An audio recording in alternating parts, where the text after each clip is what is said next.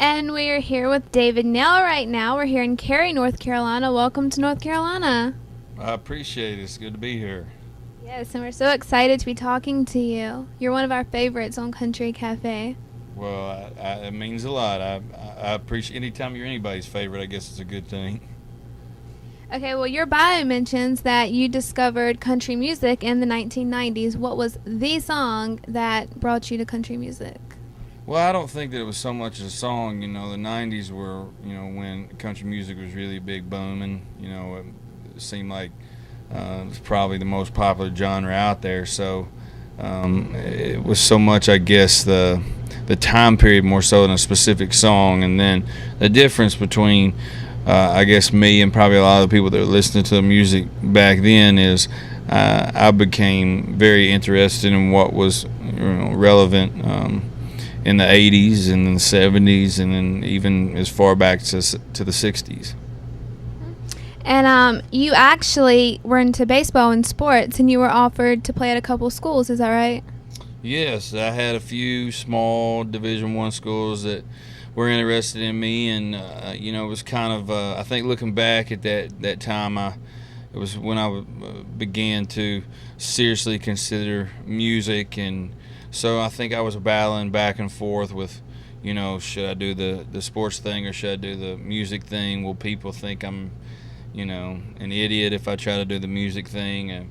Or do they expect me to play sports? And so, I think anytime you're 17, 18 years old, and that's a lot of pressure to make, a lifetime decision at that age. So I struggled with it and actually went and played at a junior college for a semester in Nashville as a way to kind of explore Nashville and what it was like. But, it's funny, the more, I guess, success I have in the music side of things, it allows me to kind of taste, I guess, both sides of things now. And what made you decide to go with music? Well, the good Lord only blessed me with a couple of talents, so it wasn't like I had a whole lot to choose from. Those sports and music were pretty much the only things that I was ever truly interested in. And I joke sometimes on stage and say that I realized when I started singing that women like guys in tight blue jeans more than they like guys in tight white pants, so like baseball pants. But I don't know that is necessarily altogether false. I think there may be a little truth to that. That might have been what swung me in that direction. All right, well, your latest CD, or your only CD, right? Yeah. Yeah, I'm About to Come Alive. It's right here, David Nell. And you wrote 5 of the songs on this. Yes. How easy is it for you to translate your experiences and emotions into songs? It's not easy, I mean,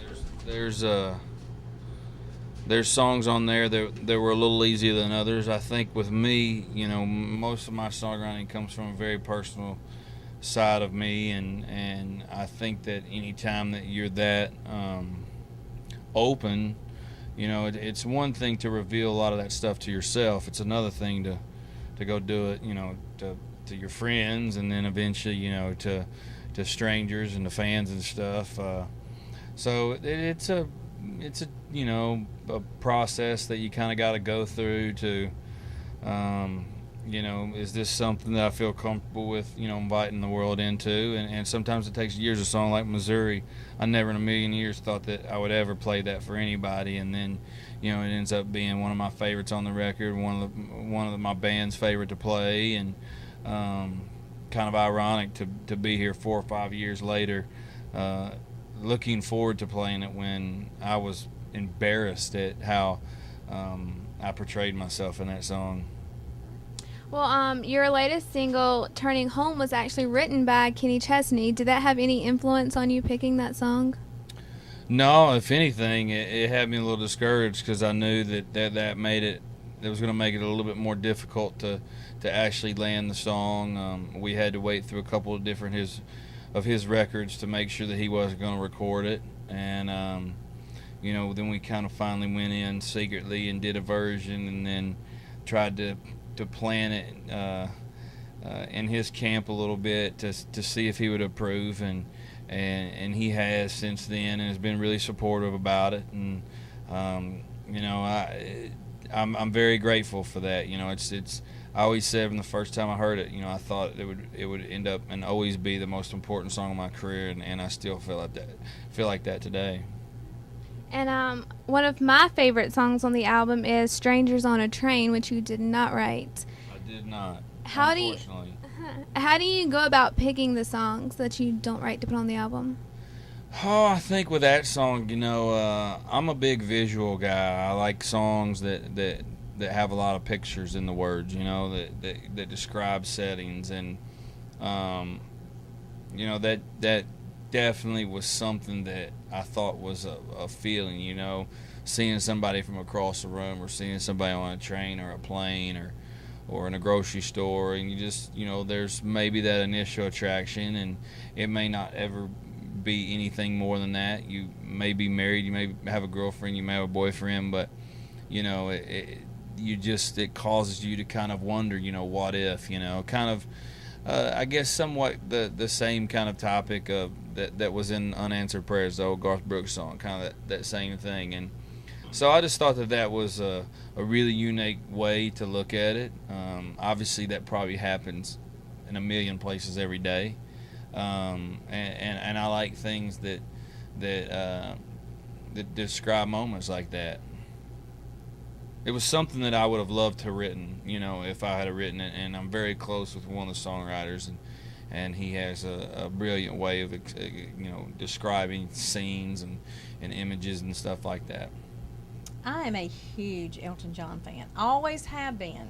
I was glad to see that he was one of your influences in getting into the business. Well, yeah, you know, a lot of people always find that surprising, and I always say you'd be hard pressed to find a better songwriter out there. Absolutely. I agree with you. And he is a tremendous showman. You know, he's one of the you know, more extravagant He is. showmans there are. But I just as a singer, you know, I just always was really into his voice. I felt like that he really drew you in melodically, and you know, him and Bernie Taupin formed, you know, Oh, yeah. arguably with the exception of maybe Lennon and McCartney, the greatest songwriting duos of all time. So, What's your favorite? Because I can't even come up with my own favorite of Elton John songs.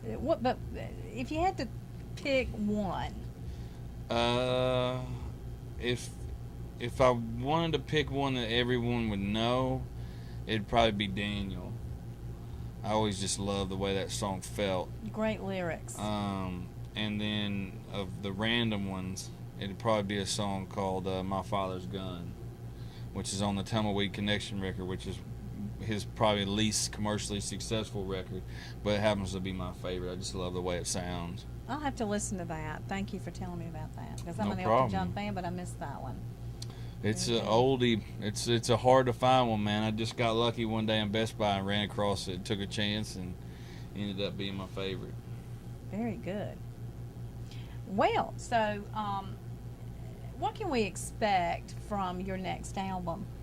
You started on Whew, one? I don't even know, man. I mean, I could make something up right now. You know, the difference between where I'm at making that record and where I'm at personally is just so night and day. I was coming off a really rough stretch personally, and so a lot of that kind of was reflected in the music.